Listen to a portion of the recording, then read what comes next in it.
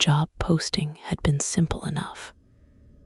Night janitor wanted for downtown office tower. Midnight to 6 in the morning. Decent pay and benefits included. Marcus Chen had applied without hesitation because rent was due and his savings account was running dry. The interview lasted 15 minutes and he was hired on the spot. Marcus arrived for his first shift on a cold October evening. The building loomed above him as he stood on the sidewalk looking up. 40 stories of glass and steel stretched into the darkness. The lobby lights were dim, and he could see a security guard sitting behind the front desk. Marcus pushed through the revolving door and introduced himself. The security guard was an older man with gray hair and tired eyes. His name tag read Gerald. He looked Marcus up and down before sliding a folder across the desk. Inside was a single sheet of paper with typed instructions. Gerald told him to read it carefully and follow every rule without exception. Marcus thought it was odd, but nodded and began reading. The rules were unusual. Clean the floors in ascending order from 1 to 39. Always skip the 40th floor until the very end. Never use the main elevator after 2 in the morning. Take the service elevator only. If he heard voices coming from empty offices, he should ignore them completely. Do not answer if someone calls his name unless he can see who is speaking. Keep his radio on at all times and stay in contact with security. Most importantly, the 40th floor must always be cleaned last, and he must be finished before 5:30 in the morning. Marcus looked up from the paper. He asked Gerald why the 40th floor had to be last. The security guard's expression remained neutral. He said those were the rules, and breaking them led to consequences. He did not elaborate. Marcus wanted to ask more questions, but something about Gerald's tone made him stop. He folded the paper and put it in his pocket. Gerald showed Marcus to the supply closet on the first floor. Inside were industrial cleaning supplies, a vacuum, mops, buckets, and a cart to carry everything. There was also a radio clipped to a charging station. Gerald handed it to Marcus and told him to keep it on Channel 3. He said the building was mostly empty at night, but sometimes people worked late. Marcus should stay out of their way and focus on his job. The first few floors went smoothly. Marcus pushed his cart down empty hallways and cleaned methodically. The offices were standard corporate spaces with cubicles, conference rooms, and break areas. Everything was quiet except for the hum of the ventilation system and the sound of his footsteps on the tile floors. He radioed Gerald at the end of each floor to confirm he was moving up. By the time Marcus reached the 8th floor, it was past 1 in the morning. He was getting into a rhythm, and the work felt manageable. The 8th floor housed a law firm with dark wood paneling and expensive furniture. As he mopped the hallway near the corner office, he heard something that made him pause.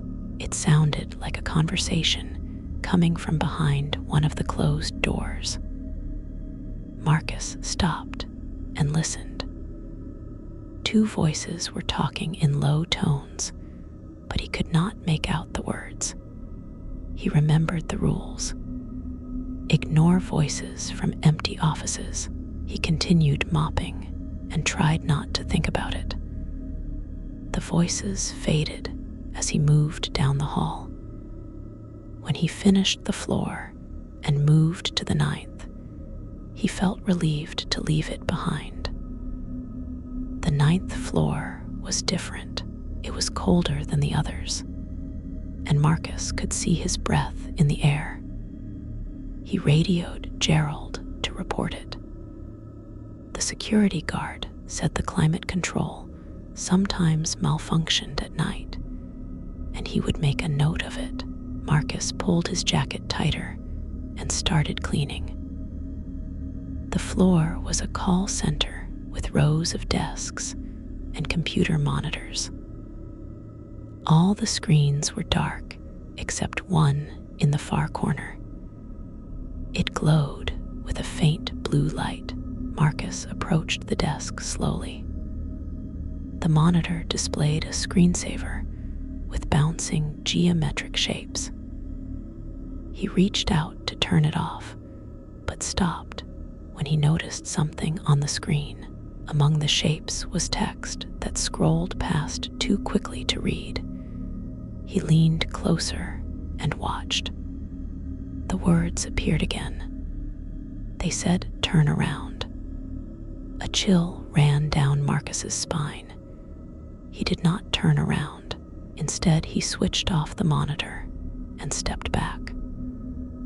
The room fell into complete darkness, except for the emergency exit signs. He grabbed his cart and hurried to finish the floor. His hands were shaking as he radioed Gerald. "Everything is fine," he said, moving to floor 10. The next several floors passed without incident. Marcus tried to focus on the work and ignore the growing sense of unease in his chest. The building felt different than it had at the start of his shift. The silence seemed heavier, and the shadows in the corners looked darker. He told himself it was just his imagination. Old buildings made strange noises, and his mind was playing tricks on him. By 3 in the morning, Marcus had reached the 18th floor. This level housed a medical research company. The hallways were lined with laboratories behind glass walls. Marcus could see equipment and computers inside, but all the lights were off. As he cleaned the main corridor, movement caught his eye. Something had shifted in one of the labs. Marcus stopped and looked. Through the glass, he could see rows of workbenches and shelves filled with supplies. Everything was still. He was about to continue when he saw it again. One of the office chairs near the back of the lab was moving. It rolled slowly from one side of the room to the other, with no one touching it. Then it stopped. Marcus felt his heart pounding. He grabbed his cart and moved quickly down the hall. Do not investigate. Follow the rules. Get the work done. When he reached the service elevator, Marcus pressed the button and waited. The rules said not to use the main elevator after 2 in the morning. He had not questioned it before, but now he wondered why. What happened if someone used the main elevator? He looked down the hallway toward where the main elevator bank was located. The corridor was dark and empty. The elevator doors were closed. As he watched, one of the call buttons lit up. Someone or something had pressed it. The service elevator arrived with a ding that made Marcus jump. He pushed his cart inside and pressed the button for floor 19. The doors closed and the elevator lurched upward.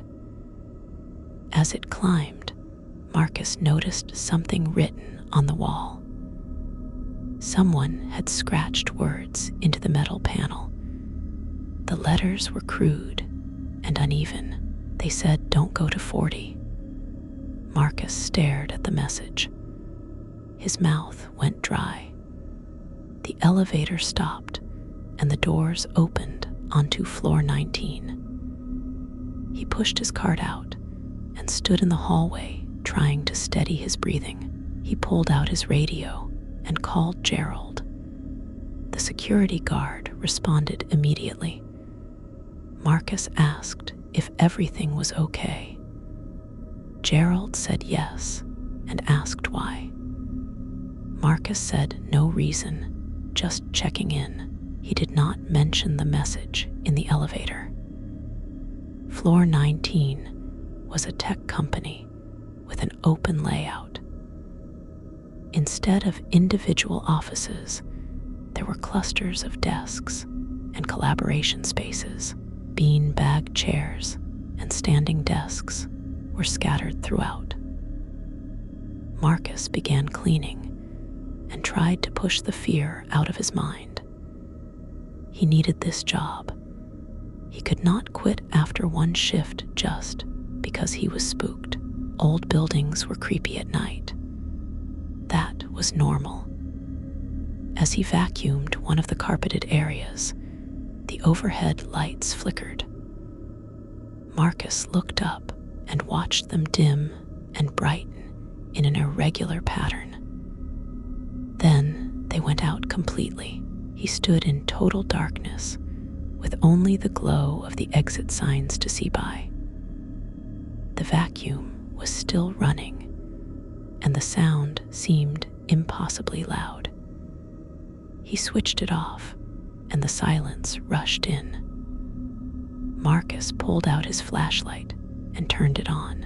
The beam cut through the darkness and illuminated the empty office space. He radioed Gerald again. "The lights went out on 19, he said. Gerald's response was calm. He said it happened sometimes, and the backup generator should kick in soon. Just wait. Marcus stood in the dark and counted the seconds. After what felt like an eternity, the lights came back on. Everything looked normal. He finished the floor as quickly as possible. The next few hours tested Marcus's nerves in ways he had not anticipated. Each floor brought new strange occurrences. On the 23rd floor, he found a conference room where all the chairs had been arranged in a circle facing inward. On the 27th floor, every door was open, even though he knew they had all been closed when he arrived. On the 32nd floor, he heard footsteps behind him, but when he turned around, no one was there. Marcus kept working. He radioed Gerald regularly, and the security guard's responses were always the same. Everything was fine. Keep going. Finish the job. Marcus wondered if Gerald knew about the strange things happening, or if he was experiencing them alone. He wanted to ask, but something stopped him. Maybe knowing would make it worse. By 4:30 in the morning, Marcus had cleaned every floor from 1 to 39. Only the 40th floor remained. He stood in front of the service elevator and looked at the button. His finger hovered over it, but he hesitated. Every instinct told him not to go up there. The scratched message in the elevator wall echoed in his mind. Don't go to 40. But the rules were clear. The 40th floor must be cleaned last. He had to finish before 5:30. He pressed the button. The elevator climbed slowly.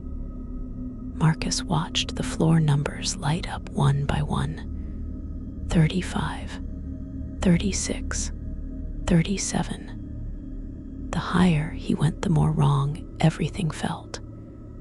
The air pressure changed, and his ears popped.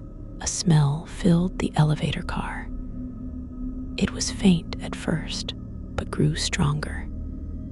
It smelled like something rotting. Marcus covered his nose and mouth with his sleeve. The elevator stopped at floor 40. The doors opened, and Marcus looked out into darkness. The lights were off, and his flashlight beam barely penetrated the shadows. He could see the outline of a hallway stretching ahead. Unlike the other floors, there were no exit signs glowing. The 40th floor was completely black.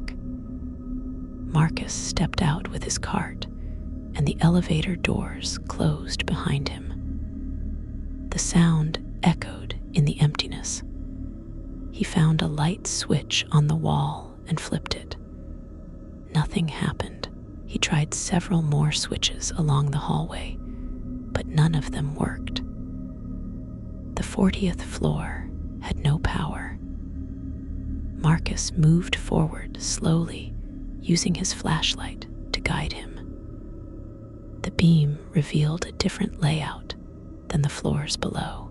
Instead of open offices or cubicles, the 40th floor was a maze of narrow corridors and closed doors. The walls were bare concrete, and the floor was unfinished. It looked like construction had stopped halfway through renovation. Marcus began cleaning, even though he could barely see what he was doing. He mopped the floor and wiped down surfaces by flashlight. The work went slowly, and he kept checking his watch. 5 o'clock came and went. He was running out of time. The rules said he had to be done by 5:30. He moved faster, his movements becoming frantic. As he worked his way deeper into the floor, Marcus noticed the temperature dropping. It became so cold his breath came out in thick clouds. His fingers went numb, and he had trouble gripping the mop handle. The smell of rot grew stronger until it was almost overwhelming. He gagged, but forced himself to keep going. Almost done. Just finish and get out. Then he heard it, a voice calling his name. Marcus. It came from somewhere ahead in the darkness. He froze and remembered the rules. Do not answer unless he could see who was speaking. He pointed his flashlight down the hallway, but saw nothing. Marcus. The voice called again, closer this time. It sounded wrong. The tone was flat and emotionless, not quite human. Marcus backed away slowly. He kept the flashlight pointed ahead and reached for his radio. His fingers fumbled with the device, and it slipped from his hand. The radio hit the floor, and the impact knocked the battery loose. It went dead. Marcus cursed under his breath and knelt to pick it up. As he did, his flashlight beam swept across one of the closed doors. There was something written on it in what looked like dried blood. The word "leave" was smeared across the surface. Panic seized Marcus. He abandoned his cleaning cart and ran back the way he had come. The hallway seemed longer than before, and his flashlight beam bounced wildly as he sprinted. Behind him, He could hear something moving, footsteps that did not sound right. Too many of them. Too fast. Whatever was making that sound was not human, and it was getting closer. Marcus reached the elevator and jabbed the call button repeatedly. Nothing happened. The elevator was not coming. He looked around desperately and saw a door marked stairs. He threw it open and plunged into the stairwell. The door slammed shut behind him, and he started running down. His feet pounded on the concrete steps, and the sound echoed up and down the shaft. He did not look back. He descended flight after flight. His legs burned and his lungs screamed for air, but he did not slow down. The stairwell seemed endless. He passed door after door marked with floor numbers. 38, 35, 32. The numbers counted down, but too slowly. How many floors had he run? It felt like hundreds. The building only had 40 stories. Nothing made sense. Then Marcus heard something above him in the stairwell. A door had opened, and something was coming down after him. The footsteps were impossibly fast and getting closer. He could hear breathing that sounded wet and labored.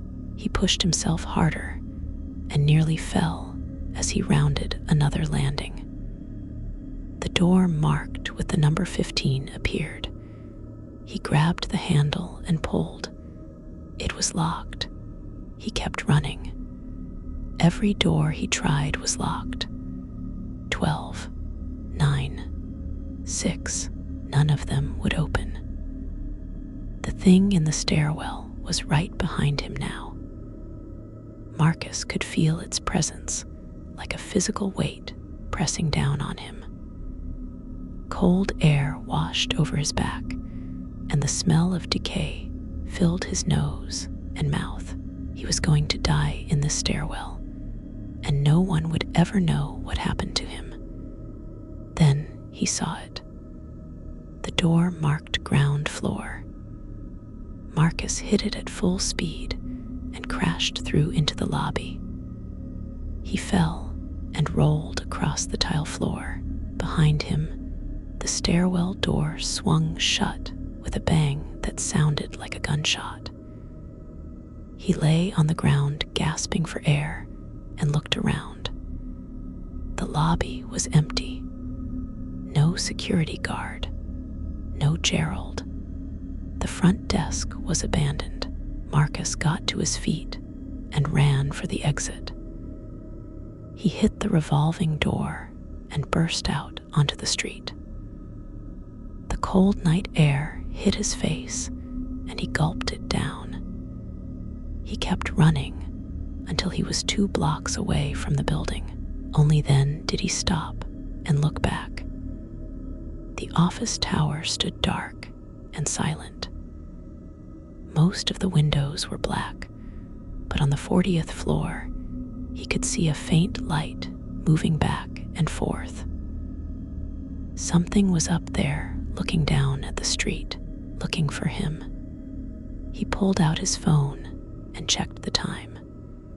5:45 in the morning. He had broken the rules. He had not finished cleaning the 40th floor before 5:30. Marcus did not know what the consequences would be, but he knew he could never go back to that building. He walked to the nearest subway station and rode home as the sun came up. His hands would not stop shaking. The next day, Marcus received a phone call from an unknown number. He almost did not answer, but curiosity got the better of him. A woman's voice on the other end said she was calling from building management. She wanted to know why he had abandoned his shift.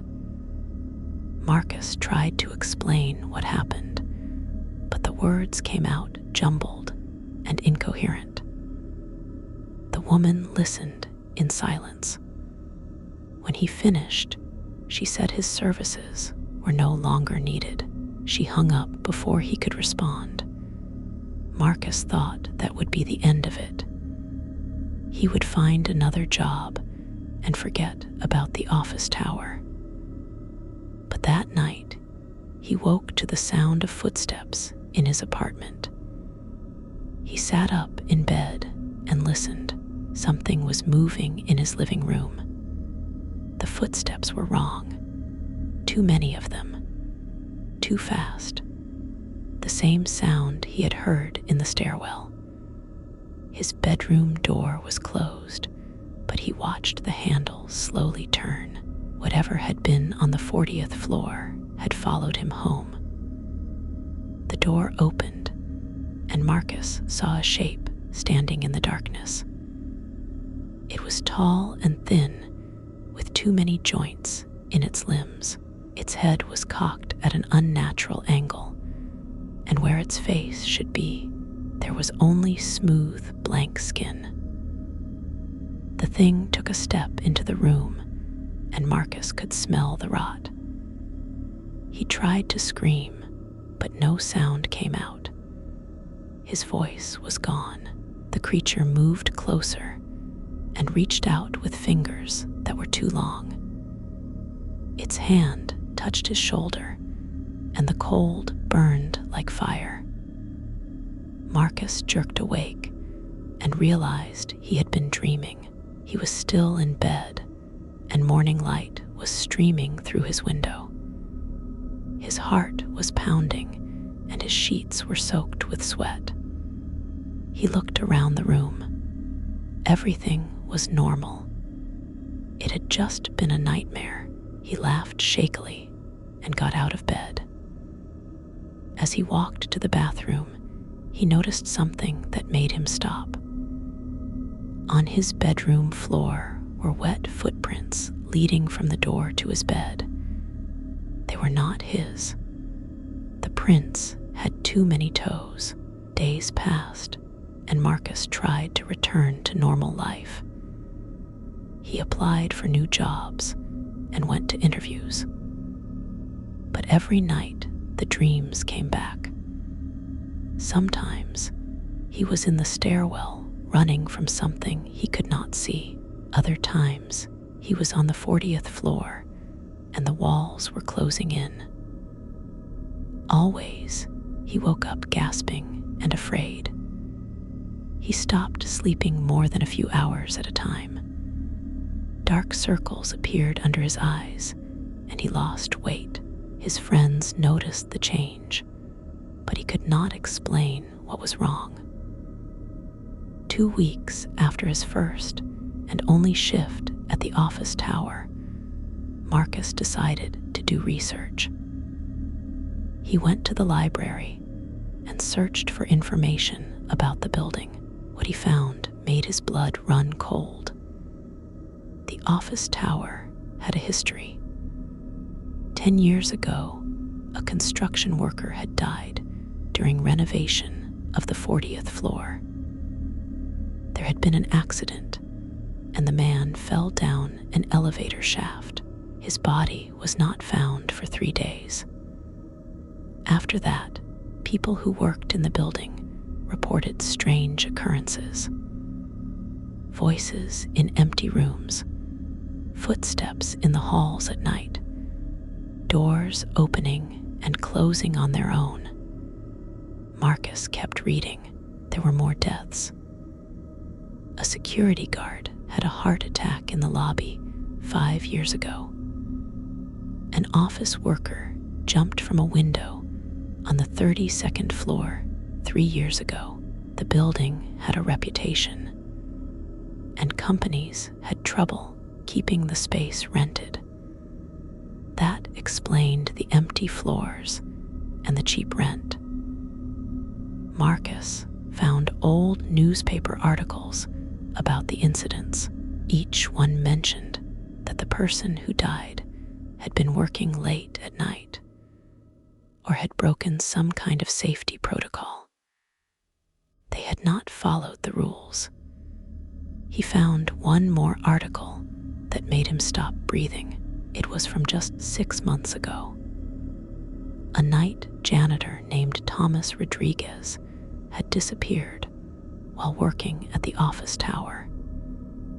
He had been on shift and simply vanished. Security footage showed him entering the service elevator at 4:30 in the morning. He pressed the button for the 40th floor.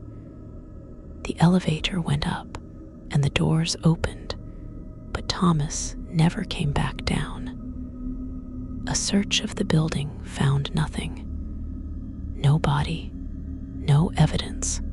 He was just gone. Marcus stared at the article and felt sick. He had almost become the next victim. That night, Marcus lay in bed and stared at the ceiling. He could not stop thinking about Thomas Rodriguez. What had happened to him on the 40th floor? Was he still there somehow, trapped in that darkness? Or had whatever lived in that place consumed him completely? Marcus did not want to know, but the questions would not leave him alone. Sleep finally came, and with it the dreams. This time the dream was different.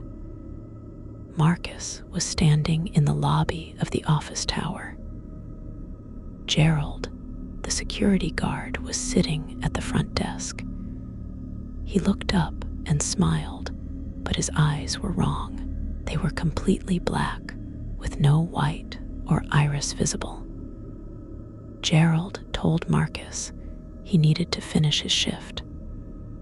The 40th floor was still dirty. Marcus tried to say he quit, but Gerald shook his head. He said no one quits. The building does not let them go. Marcus had broken the rules, and now he belonged to the tower. The dream shifted, and Marcus was in the service elevator riding up. The numbers climbed higher and higher.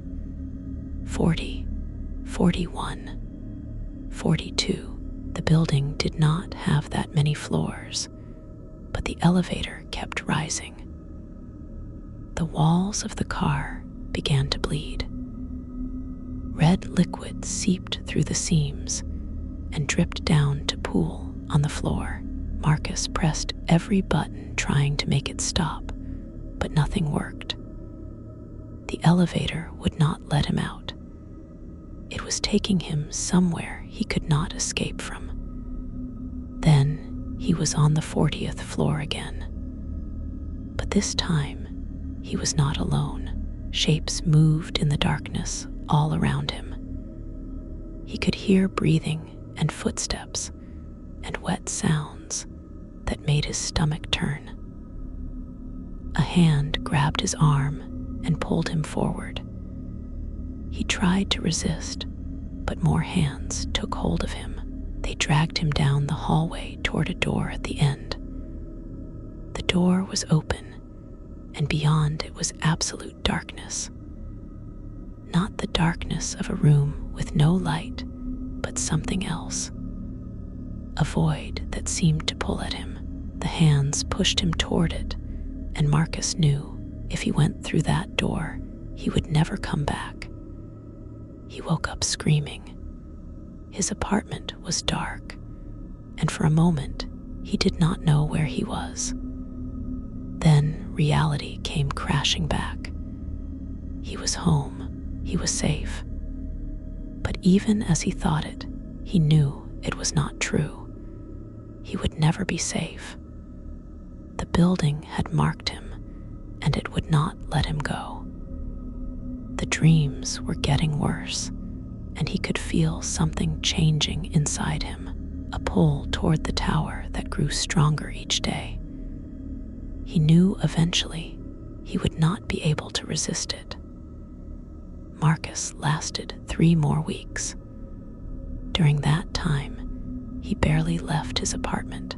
He called in sick to interviews and stopped answering his phone. Food delivery piled up outside his door untouched. He sat in his living room and stared at the wall as day turned to night and back again. The dreams consumed him. Every time he closed his eyes, he was back in the building. The 40th floor was waiting for him. He could feel it calling. One night, Marcus got up and got dressed. It was just past midnight. He left his apartment and walked through the empty streets toward downtown. He knew where he was going, even though part of him screamed to turn back. His feet carried him forward with a will that was not entirely his own. The office tower appeared in the distance, dark against the night sky. He stood on the sidewalk and looked up at it. On the 40th floor, a light was on. Someone or something was up there waiting for him. Marcus walked to the entrance. The revolving door was unlocked. The lobby was empty and dark. No security guard sat at the front desk. He could see the service elevator across the lobby with its doors standing open. An invitation. He walked toward it slowly. Each step felt heavier than the last, as if he was walking through water. When he reached the elevator, he stopped and looked inside. The walls were clean. No scratched message warning him away. He stepped in and pressed the button for floor 40. The elevator rose through the building. Marcus watched the numbers light up. He felt strangely calm. The fear that had consumed him for weeks was gone, replaced by a hollow resignation. He was tired of fighting, tired of running. If the building wanted him, then let it take him. Maybe then the dreams would stop. Maybe then he could rest.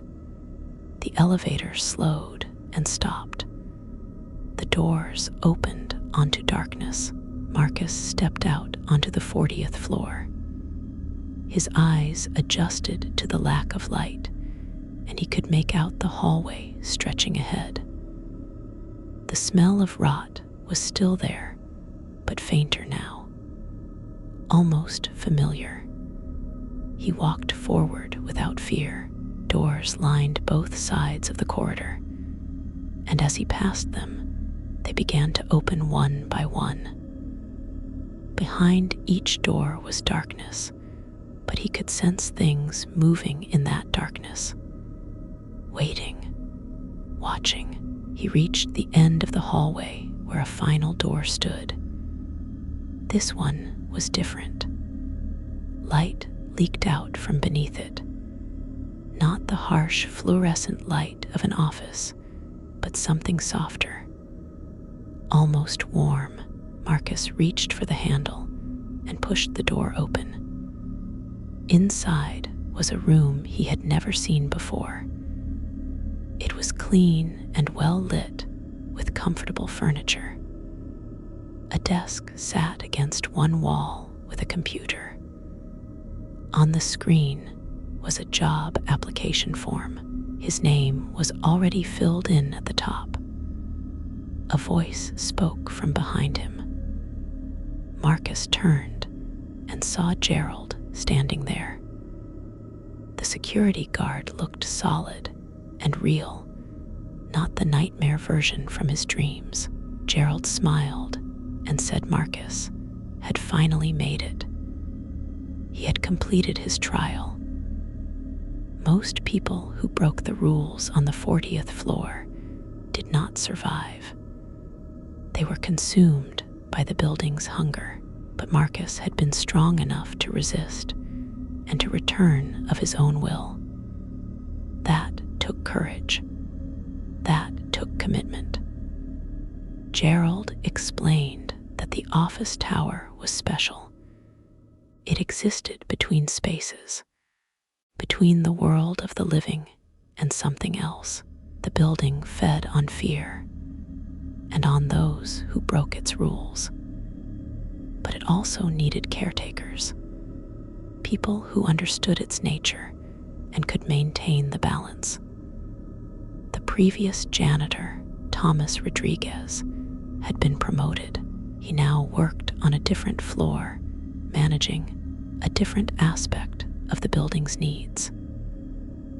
Gerald himself had once been a janitor decades ago, before becoming security.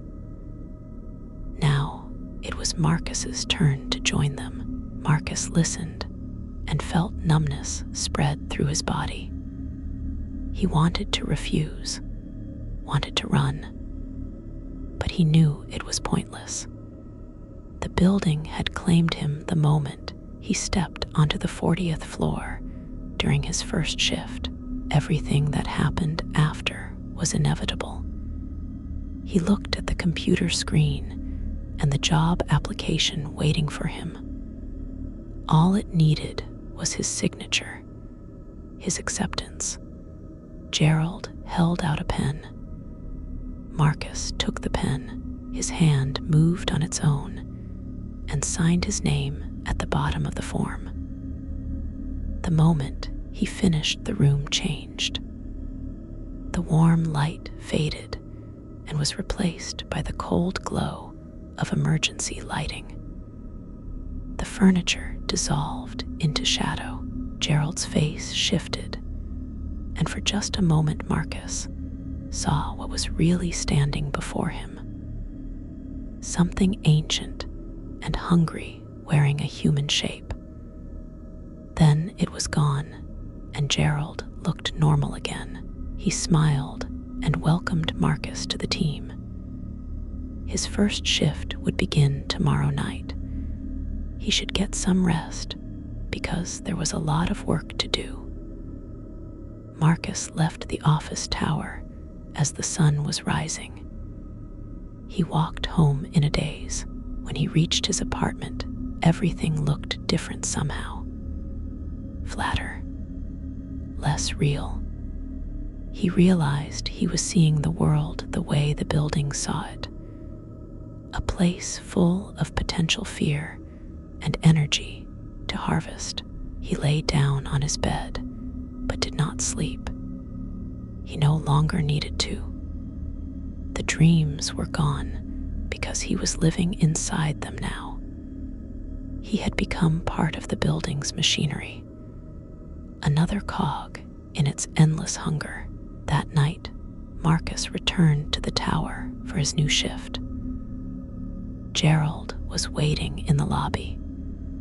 He handed Marcus a folder with new rules. These were different from the ones he had received on his first night. These rules were for the employees who served the building. How to identify potential victims. How to guide them toward the 40th floor. How to maintain the illusion that everything was normal. Marcus read them carefully and understood. He was no longer just a janitor. He was a hunter, a lure. He would help the building feed. The weeks turned into months. Marcus worked his shifts and did what was required. New janitors were hired, and he watched them closely.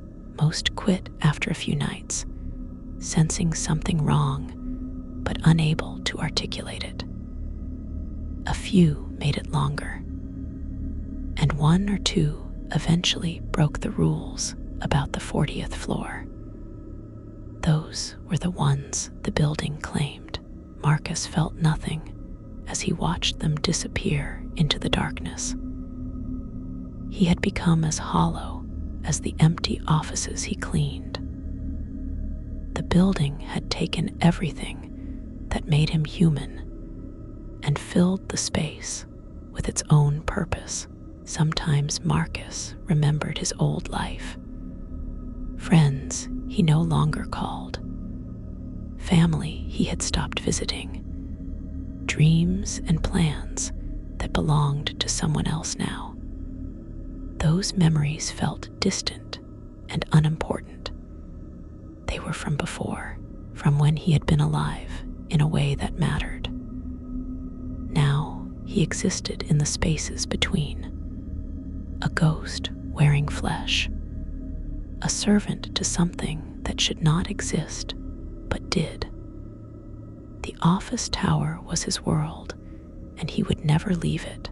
Even when his body eventually wore out, he would remain. He would become like Gerald, like Thomas, like all the others who had made the mistake of breaking the rules and then been too weak or too strong to escape. The 40th floor was always hungry, always waiting, and Marcus made sure it was never left wanting for long. He became very good at his job.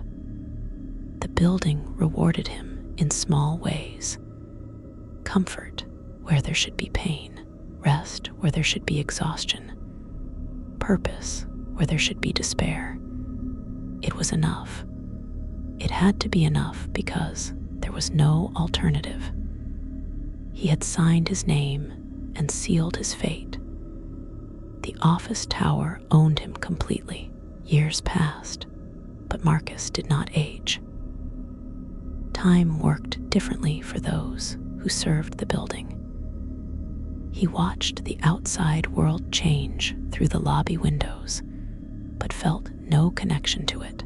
New businesses moved into the tower, and old ones left. The 40th floor remained empty, unrentable, a space that existed only for the building's true purpose.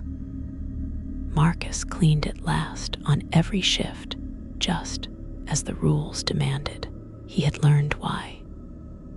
The 40th floor was where the building was strongest, where the barrier between worlds was thinnest. Going there last meant the building had all night to build its power, to prepare for whatever might cross over, and things did cross over. Marcus saw them on his late night shifts, shapes that moved wrong, sounds that came from nowhere, cold spots and hot spots that defied explanation. The building was a doorway, and it swung both ways.